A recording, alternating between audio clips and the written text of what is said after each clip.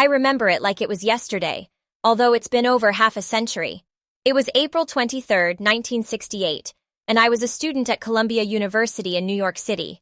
The campus was abuzz with excitement and tension, as students gathered together to protest the university's ties to the Vietnam War. It all started when a group of students organized a sit-in at the administration building to demand that the university cut all ties with the military. The protest quickly gained momentum, and soon students were occupying not just one, but 5 buildings on campus. I was one of those students. I remember the feeling of exhilaration mixed with fear as we barricaded ourselves inside the buildings, determined to make our voices heard. We had signs and banners, and we chanted slogans against the war and the university's involvement in it. The occupation lasted for several days, during which time tensions ran high. There were clashes with police and some students were injured. But we didn't back down. We were fighting for what we believed in, and we were willing to take whatever risks were necessary. In the end, the occupation was a success. The university agreed to most of our demands, including severing its ties with the Institute for Defense Analyses, a research center that had been involved in the war effort.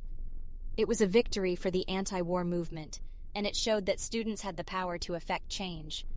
Looking back on that time, I'm proud of what we accomplished. We stood up for what we believed in, and we made a difference. It was a defining moment in my life, and one that I'll never forget. It was a beautiful day in Chicago, with the sun shining and the birds chirping. I remember it well. It was April 23, 1914, and I was on my way to the first ever baseball game at Wrigley Field. The stadium had just been built, and we were all excited to see the new home of our beloved Cubs. As I made my way to the stadium, I could hear the sound of the crowds getting louder and louder. It was an exhilarating feeling, knowing that I was about to be a part of history in the making.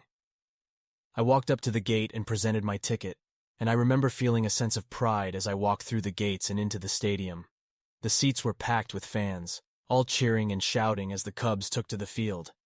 The excitement was palpable, and I couldn't help but feel caught up in the moment. I watched intently as the players took their positions, and the first pitch was thrown.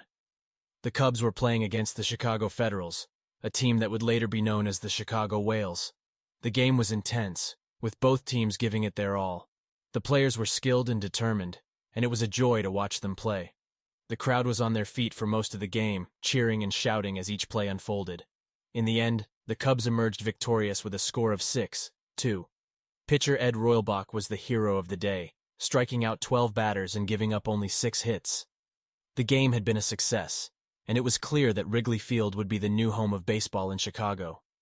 When the game finally ended, the Cubs fans erupted into cheers and applause, and I felt a sense of pride knowing that I had been a part of this historic moment. As I made my way out of the stadium, I couldn't help but feel grateful for the experience. It was a day that I would never forget, and one that would go down in history as the first ever baseball game played at Wrigley Field. I was working for Coca-Cola in 1985 when the company made a decision that would go down in history. We were changing the formula for our signature soft drink. It was a big risk, but we believed it was the right move to stay ahead of our competitors.